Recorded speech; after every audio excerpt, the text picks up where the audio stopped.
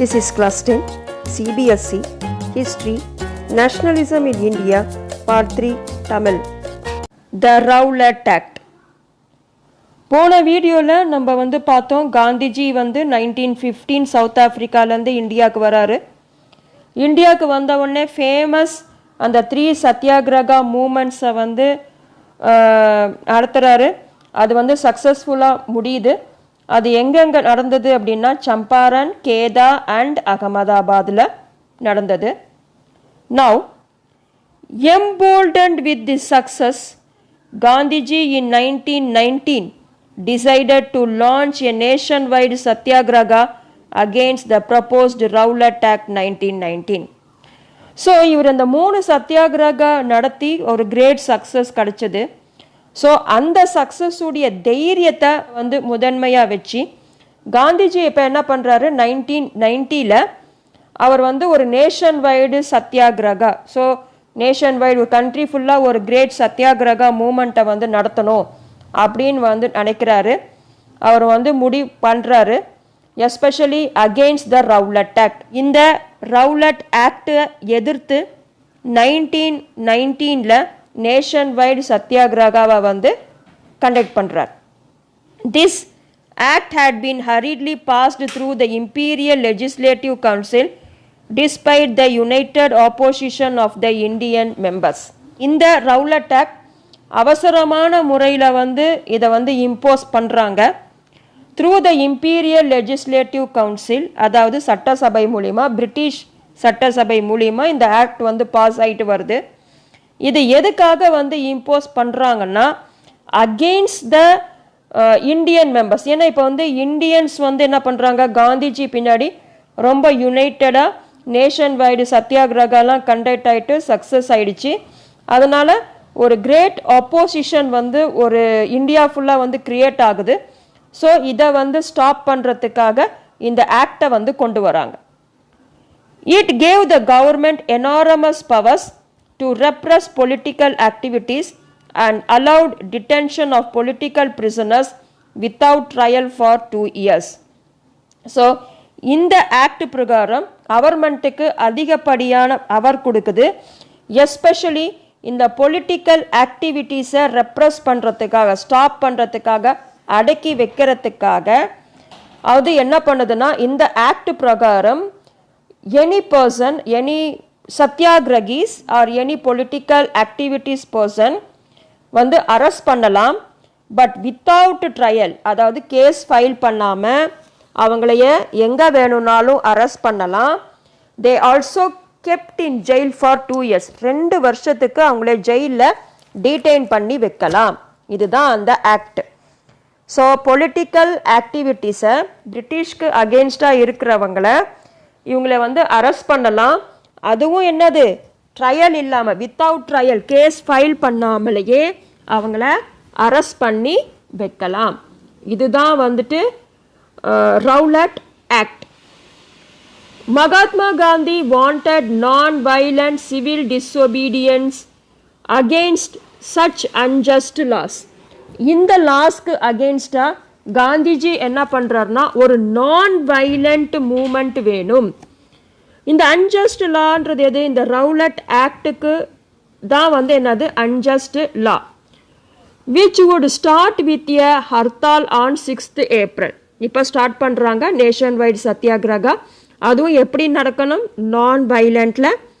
First அவங்க hartal start பண்ணுறாங்க 6th April. Hartal means strike. Rallies were organised, ஊர்வலம் எல்லாம் நடக்குது in various cities. Workers went on strike in railway workshops. So railway workers railway workshopல strike பண்ணுறாங்க. And shops were closed down. கடைகள் எல்லாம் close ஆகுது. This activity, alarmed by the popular upsurge and scared that lines of communication such as the railways and telegraph would be disrupted, the British administration decided to clamp down on nationalists. So இந்த activities என்ன ஆகுதுன்னா British கவர்மெண்ட்டுக்கு alarm, எச்சரிக்கை செய்து. ஏன்னா இது மிகப்பெரிய ஒரு எழுச்சியாக வந்து உருவாகுது, அதிக லெவலில் ஸ்ப்ரெட் ஆகுது. அதுவும் இல்லாமல் அவங்க வந்து பயப்படுறாங்க, இந்த கம்யூனிகேஷன் லைன்ஸ் எஸ்பெஷலி இந்த ரயில்வேஸ் டெலிகிராஃப்ஸ் எல்லாம் டிஸ்டர்ப் ஆகுமோ அப்படின்றதுக்காக என்ன பண்ணுறாங்க, இந்த பிரிட்டிஷ் அட்மினிஸ்ட்ரேட்டர்ஸ் இந்த நேஷ்னலிஸ்ட் இந்த சத்தியாகிரகிஸை என்ன பண்ணும், கிளாம்ப் டவுன், ஸ்டாப் பண்ணும், இவங்களுடைய மூமெண்ட்டை இவங்களுடைய எழுச்சியை ஸ்டாப் பண்ணணும்ன்ட்டு சொல்லிட்டு இவங்க டிசைட் பண்ணுறாங்க. டிசைட் பண்ணிவிட்டு அதுக்கு என்ன செய்கிறாங்கன்னா, அவங்கள இப்போ ஸ்டாப் பண்ணும் உடனே என்ன பண்ணுறாங்கன்னா, local leaders picked up from Amritsar, அமிர்ஸ்டர்லேருந்து இந்த லோக்கல் லீடர்ஸ் எல்லாம் அரெஸ்ட் பண்ணி ஜெயிலில் வைக்கிறாங்க. And Mahatma Gandhi was barred from entering Delhi, Mahatma காந்தியை வந்து டெல்லியில் நுழையக்கூடாது அப்படின்னு சொல்லி என்ன பண்ணுறாங்க, அவரை வந்து ஸ்டாப் பண்ணுறாங்க. He was blocked. On 10th April, the police in Amritsar fired upon a peaceful procession. ஒரு அமைதியான ஒரு ஊர்வலம் நடக்குது, அந்த பொசஷன் நடக்குது. அந்த இடத்துல வந்து என்ன பண்ணுறாங்க, இந்த போலீஸ் வந்து அவங்க மேலே ஃபயரிங் ஆர்டர் பண்ணுறாங்க, ஷூட் பண்ணுறாங்க. ஷூட் பண்ண உடனே அங்கே இருக்கிற பீப்புள்ஸுக்கெல்லாம் பயங்கரமாக கோபம் வந்து அவங்க என்ன பண்ணுறாங்க, ரியாக்ட் பண்ண ஆரம்பிக்கிறாங்க. So it's created that widespread attacks on banks. பேங்க்கை வந்து அட்டாக் பண்ணுறாங்க, போஸ்ட் ஆஃபீஸை வந்து அட்டாக் பண்ணுறாங்க, அடிக்கிறாங்க. Then railway stations also they attacked. ஸோ இப்போ இது ஸ்லோவாக என்ன ஆகுது, வயலண்ட்டாக வந்து என்ன ஆகுது, மாறுது. உடனே இதை ஸ்டாப் பண்ணுறதுக்காக என்ன பண்ணுறாங்க, மார்ஷியல் லா. மார்ஷியல் லா அப்படின்னாக்கா army law, that is military law. அந்த மிலிட்ரி என்ன பண்ணிக்கும்னா அந்த ஏரியாவை தன்னுடைய கண்ட்ரோலுக்கு அண்டர்டேக் பண்ணிக்கும் ஃப்ரம் த போலீஸ். இனிமேல் போலீஸுடைய கண்ட்ரோல் அந்த ஏரியாவில் இருக்காது, மிலிட்ரியோட கண்ட்ரோல் தான் அவங்க வந்து எடுத்துப்பாங்க. அதுக்கு பேர் தான் என்னது, martial law. Martial law was imposed and General Dyer to command. So இதுக்கு யார் ஹெட்டாக வராங்க, கமாண்டர் யாருன்னா General Dyer. On 13th April, the infamous Jallianwala Bagh incident took place. So ஒரு மிகப்பெரிய ஒரு துயரமான சம்பவம், Jallianwala Bagh incident, otherwise Jallianwala Bagh massacre, Jallianwala Bagh படுகொலை நடந்தது ஆன் 13th April நடக்குது. அதை பற்றி நம்ம இப்போ பார்க்கலாம். On that day, on 13th April, a large crowd gathered in the enclosed ground of Jallianwala Bagh. ஒரு பெரிய க்ரௌடு வந்துட்டு அந்த கிரவுண்ட், ஜாலியன்வாலா பாக் அப்படின்றது பிளேஸு அமிர்ஸ்டரில் இருக்குது. ஜாலியன்வாலா அப்படின்றது பேர், பாக்னா பார்க்கு. அந்த கிரவுண்டுக்குள்ளே ஒரு பெரிய க்ரௌடு வந்து பீப்புள்ஸ் வந்து உள்ளே வந்து இருக்காங்க. Some came to protest against the government's new repressive measures. சில பேர் அந்த இடத்துக்கு வந்து எதுக்கு வந்தாங்கன்னா, டு ப்ரொட்டஸ்ட், அந்த இடத்துல வந்து ப்ரொட்டஸ்ட் பண்ணுறதுக்காக வந்திருக்காங்க. அமைதியான முறையில், வித்தவுட் ஆர்ம்ஸ், அமைதியான முறையில் வித்தவுட் ஆர்ம்ஸ், தன்கிட்ட எந்த விதமான ஆயுதங்களும் இல்லாமல் அமைதியான முறையில் ப்ரொட்டஸ்ட் பண்ணுறதுக்காக அங்கே வந்து கேதர் ஆகியிருக்காங்க. எதுக்காகனா, அகெயின்ஸ்ட் தட் அந்த பிரிட்டிஷர்ஸுடைய ரெப்ரஸிவ் மெஷர்ஸ், அவங்க வந்து இவங்களை வந்து ஷூட் பண்ணது, இந்த லோக்கல் லீடர்ஸ் எல்லாம் அரெஸ்ட் பண்ணாங்க, இதுக்கெல்லாம் வந்து கண்டித்து அந்த இடத்துல ஒரு ப்ரொட்டஸ்ட் ஒன்று நடக்குது. அதே டைமில் others had come to attend the annual Baisakhi fair. நிறைய பேர் வந்து அதர்ஸ் வந்துட்டு அந்த இடத்துல வந்து பைசாக்கி ஃபேர், பைசாக்கி அப்படின்றது வந்து பஞ்சாபில் நடக்கக்கூடிய ஒரு இம்பார்ட்டண்ட் திருவிழா. அந்த திருவிழாவுக்கு வந்து அட்டெண்ட் பண்ணுறதுக்காக நிறைய பேர் வந்து பக்கத்தில் இருக்கிற சிட்டி வில்லேஜஸ்ல இருந்தெல்லாம் வந்து அங்கே வந்து வந்திருக்காங்க. Being from outside the city, many villagers were unaware of the martial law that had been imposed. So பக்கத்தில் இருக்கிற சிட்டி வில்லேஜஸ்ல இருந்து வந்தவங்களுக்கு இந்த இடத்துல மார்ஷியல் லா இருக்கு அப்படின்றது வந்து தெரியாது. They were unaware, அவங்களுக்கு அது தெரியாது. இந்த இடத்துல மிலிட்ரி கண்ட்ரோல் இருக்குது, அனாவசியமாக கேதர் ஆகக்கூடாது, அந்த மாதிரியான லா இங்கே இம்போஸ் ஆகிருக்குன்னு தெரியாது. அந்த டைமில் Dyer enter the area, General Dyer அந்த இடத்துக்கு வராரு. ஹீ பிளாக் த எக்ஸிட்டை வந்துட்டு பிளாக் பண்ணிடுறாரு. ஏன்னா அது வந்து 3 sides ஃபுல்லி வந்து வால்டு, 1 side தான் வந்து எக்ஸிட், அதை என்ட்ரி. அதுவும் எப்படி இருக்குன்னா சின்ன ஒரு என்ட்ரியாக தான் இருக்கும். அதை வந்து இவர் என்ன பண்ணுறார், பிளாக் பண்ணிடுறாரு. And opened fire on the crowd. So க்ரௌடை நோக்கி வந்து ஃபயரிங் ஆர்டர் வந்து கொடுத்துட்றாரு. So many hundreds killing hundreds were killed and thousands were injured. So நிறைய பேர் வந்து இறந்துடுறாங்க, நூற்றுக்கணக்கான மக்கள் இறந்துடுறாங்க. அதே மாதிரி மோர் தென் தௌசண்ட்ஸ், நிறைய ஆயிரங்கள் மக்கள் அவங்க வந்து அடிபடுறாங்க, இன்ஜூர்ட் ஆகிறாங்க, சிவியர்லி இன்ஜூர்ட். இஸ் அப்ஜெக்டிவ், அவருடைய நோக்கத்தை அவர் என்ன சொல்கிறாருன்னு பார்க்கலாம். ஹாஸ் இ டிக்ளேர்டு லேட்டர், அதுக்கப்புறம் அவர் சொல்கிறாரு, அவரை கூப்பிட்டு வந்து கோர்ட்டில் வந்து விசாரிக்கும் போது ஏன் இந்த மாதிரி செஞ்சீங்க அப்படின்னு கேட்கும்போது அவர் சொல்கிறாரு, was to produce a moral effect. He wants to produce a moral effect, அதாவது தார்மீக மரியாதையை மக்களிடம் நான் திணிக்க வேண்டும் அப்படின்னு இவர் வந்து நினைக்கிறாரு. To create in the minds of satyagrahis a feeling of terror and awe. பிரிட்டிஷர்ஸை பார்த்தாலே அவங்களுக்கு மரியாதை வரணும். அந்த மரியாதை கூட எப்படி வரணும், பயம் கலந்த மரியாதையாக வரணும். அதுதான் என்னது, ரெஸ்பெக்ட் வித் ஃபியர். அதுதான் டெரர் அண்ட் ஆவ் அப்படின்னு சொல்லுவோம். இது அவங்களுக்கு நான் உணர்த்தணும்னு நினச்சேன், அதுக்காக தான் இந்த வேலையை செஞ்சேன் அப்படின்னு இவர் வந்து ஓப்பன் ஸ்டேட்மெண்ட்டாக கொடுப்பார். As the news of Jallianwala Bagh spread, crowds took to the streets in many North Indian towns. இந்த ஜாலியன்வாலா பாக் மசக்கர், இந்த இன்சிடெண்ட் வந்து நிறைய இடத்துல வந்து ஸ்ப்ரெட் ஆகுது. இது வந்து ஸ்ப்ரெட் ஆன உடனே நிறைய க்ரௌட்ஸ் என்ன பண்ணுறாங்க, ஸ்ட்ரீட்டுக்கு வந்துட்டு ப்ரொட்டஸ்ட் பண்ண ஆரம்பிக்கிறாங்க, ஸ்ட்ரைக் பண்ணுறாங்க. இது முக்கியமாக எங்கே நடந்ததுன்னா நார்த் இந்தியன் டவுன்ஸில் தான் இது அதிகமாக ஸ்ப்ரெட் ஆகுது. There were strikes, clashes with the police and attacks on government buildings. நிறைய இடத்துல ஸ்ட்ரைக் நடக்குது, கிளாஷ், அடிதடி, சண்டை, போலீஸ் அடிக்கிறது, போலீஸ் ஸ்டேஷன் அடிக்கிறது, கவர்மெண்ட் பில்டிங்ஸ் எல்லாம் அட்டாக் பண்ணுறது, இந்த மாதிரி வந்து நடக்குது. ஸோ இந்த ஆக்டிவிட்டீஸை இவங்க என்ன பண்ணுவாங்க, பிரிட்டிஷ் கவர்மெண்ட் ஸ்டாப் பண்ணும். அதை எப்படி ஸ்டாப் பண்ணுறாங்கன்னா, the government responded with brutal repression. ரொம்பவே ப்ரூட்டலாக என்ன பண்ணுறாங்க, ரெப்ரெஸ் பண்ணுறாங்க. அதாவது மிருகத்தனமான முறையில் அவங்களை வந்து அடக்கணும்னு நினைக்கிறாங்க. Seeking to humiliate and terrorise people. அதாவது மனிதாபிமானம் இல்லாமல் அவமானப்படுத்தி அவங்களைய அடக்கணும்னு வந்து அடைக்கிறாங்க. அதுக்கு என்ன செய்கிறாங்கன்னா, satyagrahis were forced to rub their noses on the ground. அந்த சத்யாகிரகியை ஃபோர்ஸ் பண்ணி அவங்களுடைய நோஸ் வந்து தரையில் தொடணும், அந்த மாதிரி அளவுக்கு அவங்கள வந்து செய்கிறாங்க. They have to rub that, தேய்க்கணும், அந்த மாதிரி அவங்க செய்யணும். They should not walk on the streets. அவங்க தெருக்களில் நடந்து போகக்கூடாது, அவங்க தவழ்ந்து தான் போகணும். பேபி மாதிரி, குழந்தை மாதிரி தவழ்ந்து தான் போகணும், நிமிர்ந்து நடக்கக்கூடாது. அதுவும் எப்படி தவழணும், அவங்களுடைய மூக்கு தரையில் தொடணும், அந்த அளவுக்கு அவங்க தவழ்ந்து போகணும். அண்ட் டூ சலாம் டு ஆல் சாஹிப்ஸ். அவங்க யாரை பார்த்தாலும், அதுவும் எப்படி முக்கியமாக இந்த பிரிட்டிஷ் அஃபீஷியல்ஸை பார்த்தாக்கா அவங்க சலாம் போடணும், அதாவது சல்யூட் பண்ணணும், வணக்கம் வச்சு ஆகணும்.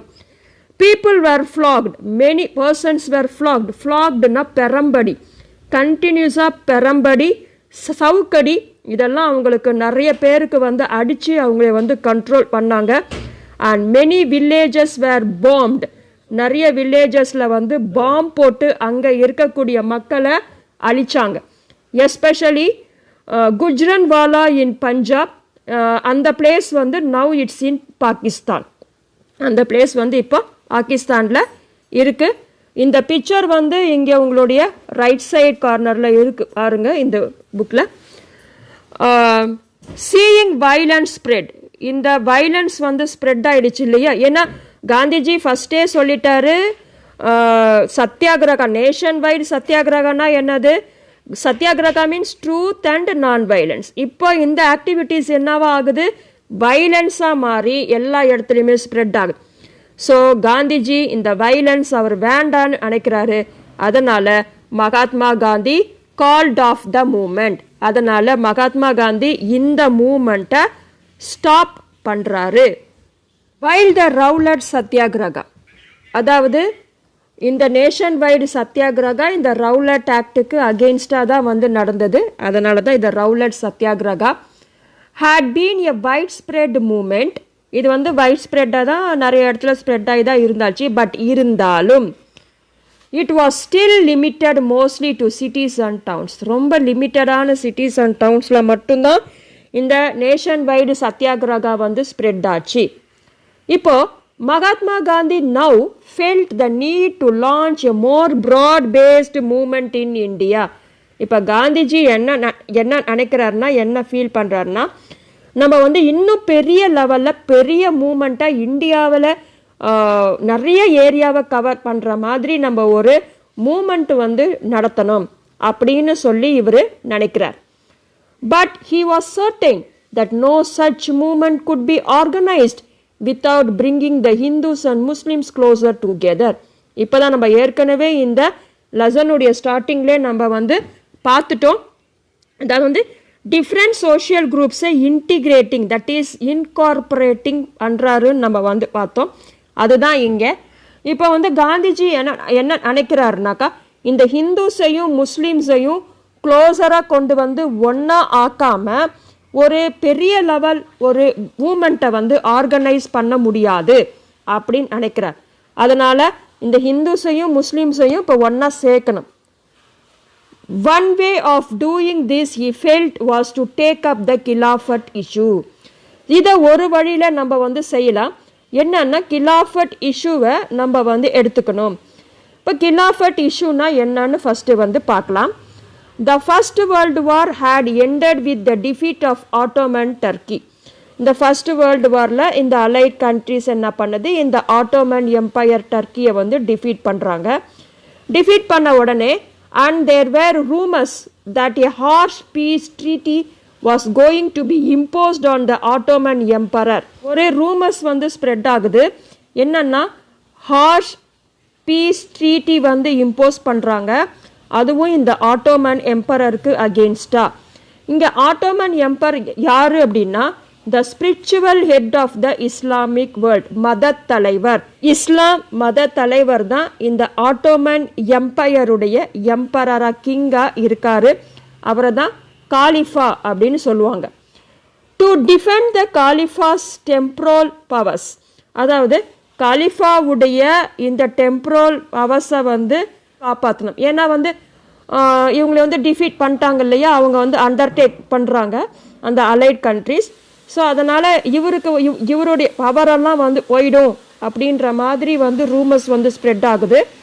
அதனால் இதை வந்து ப்ரொடெக்ட் பண்ணணும் அப்படின்றதுக்காக பாம்பேயில் இன் மார்ச் 1919 கிலாஃபட் கமிட்டி அப்படின்னு ஒன்று ஃபார்ம் பண்ணுறாங்க. இதை ஃபார்ம் பண்ணுறது யார் அப்படின்னா, டூ பிரதர்ஸ், அவங்க முகமது அலி அண்ட் ஷவுகத் அலி. இவங்க வந்து young generation of Muslim leaders. இவங்க ரெண்டு பேர் brothers, Mohammad Ali and Shaukat Ali. They began discussing with Mahatma Gandhi about the possibility of a united mass action on the issue. இவங்க என்ன பண்ணுறாங்கன்னா, மகாத்மா காந்தி கிட்ட வந்து டிஸ்கஸ் பண்ணுறாங்க.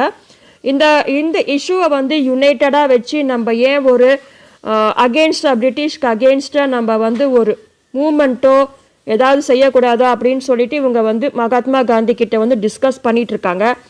காந்திஜியும் இதுக்கு தான் வெயிட் பண்ணிட்டு இருக்காரு. So this as an opportunity to bring Muslims under the umbrella of a unified national movement. So இது வந்து காந்திஜிக்கு மிகப்பெரிய ஒரு ஆப்பர்ச்சுனிட்டி, இதுதான் ஒரு சான்ஸு. இந்த முஸ்லீம்ஸை என்ன பண்ணுறாங்க, ஒரே குடைக்குள்ளே அந்த யூனிஃபைடாக வந்து கொண்டு வராங்க.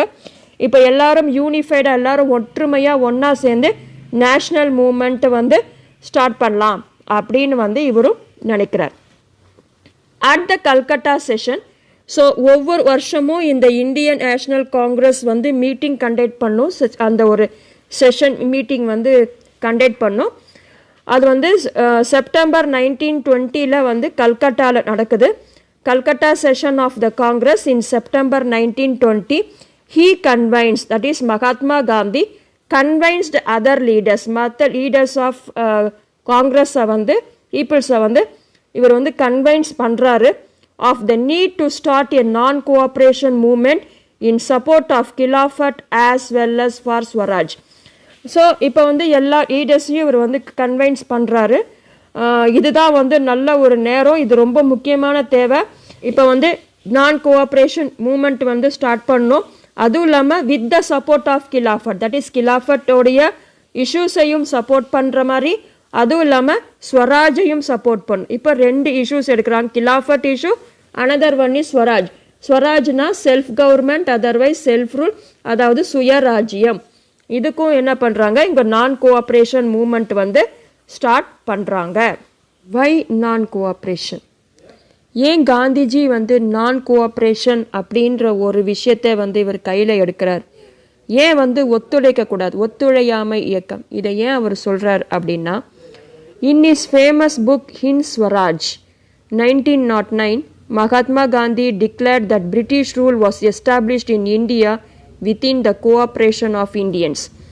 அவருடைய ஃபேமஸ் புக் ஹிண்ட் ஸ்வராஜ் அப்படின்ற புக்கில் இவர் என்ன சொல்கிறாருன்னா, நம்ம இந்தியாவில் பிரிட்டிஷ் ரூல் வந்து பெரிய லெவலில் எஸ்டாப்ளிஷ் ஆனதுக்கு என்ன காரணம் அப்படின்னா, நம்ம இந்தியன்ஸ் அவங்களோட கோஆப்ரேட் பண்ணதுனால தான், அவங்களோட ஒத்துழைச்சதுனால தான் இந்த பிரிட்டிஷ் ரூல் நம்ம இந்தியாவில் வந்துச்சு.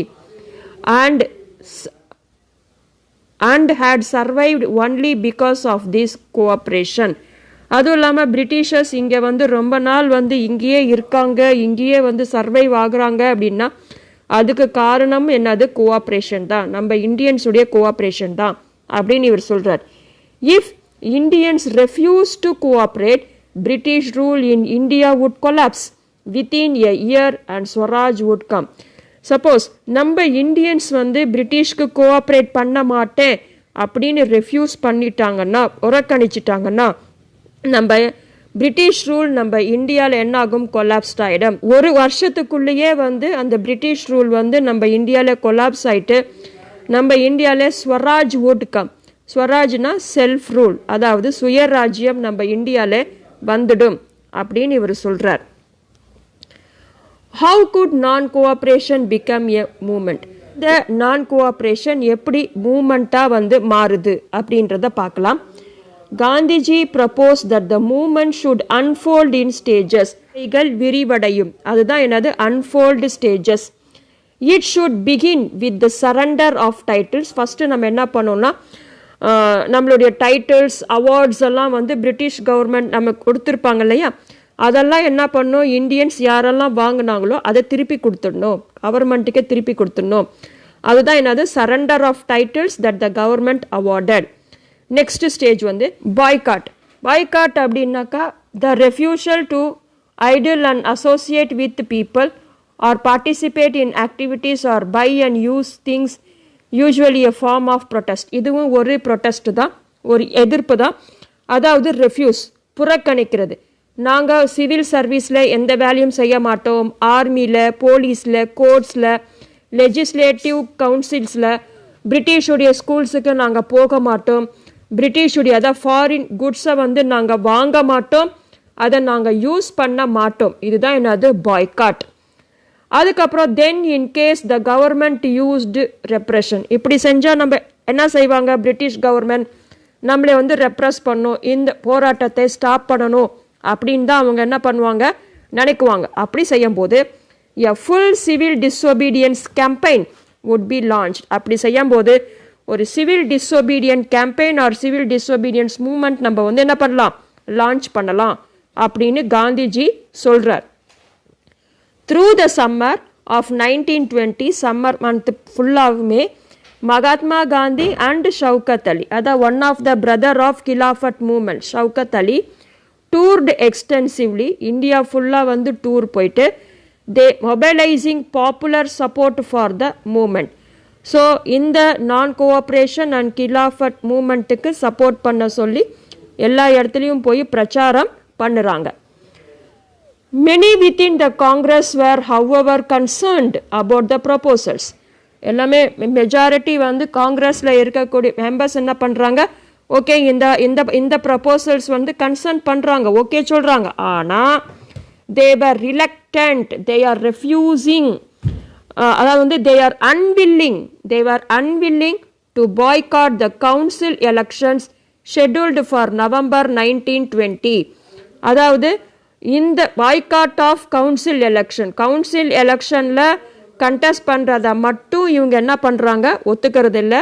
அவங்க அது வந்து வில்லிங் அவங்க கிடையாது. இதை வந்து நாங்கள் வந்து கோஆப்ரேட் பண்ணாமல் இருக்க முடியாது அப்படின்னு இவங்க சொல்கிறாங்க.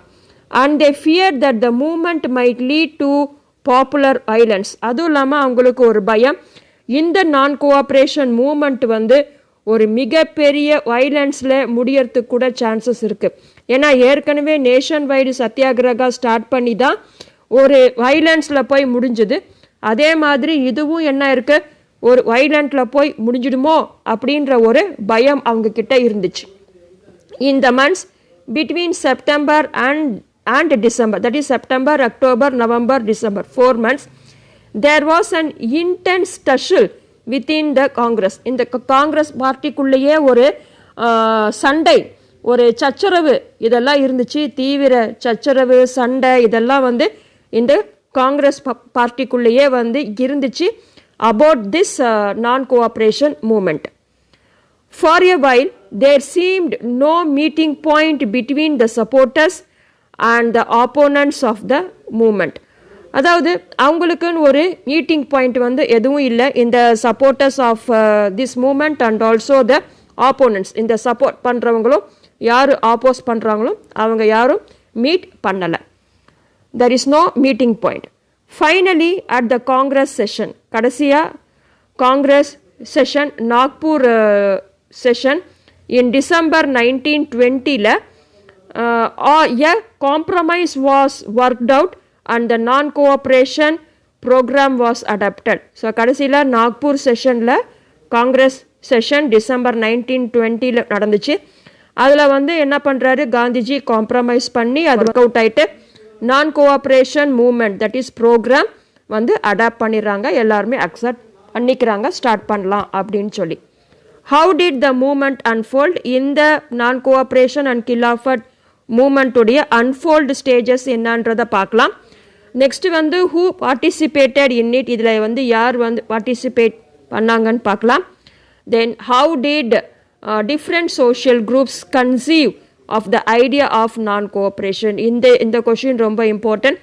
அதாவது டிஃப்ரெண்ட் சோஷியல் குரூப்ஸ் வந்து இந்த நான் கோஆப்ரேஷன் அப்படின்ற ஒரு ஐடியா அவங்களுடைய ஓன் திங்கிங்கில் அவங்க எப்படி வந்து எடுத்துக்கிட்டாங்க, how they thought themselves the idea of non-cooperation அப்படின்றத நம்ம வந்து நெக்ஸ்ட் வீடியோவில் இந்த differing strands within the movement அப்படின்ற டாப்பிக்கில் நம்ம வந்து பார்க்கலாம். Until then, thank you.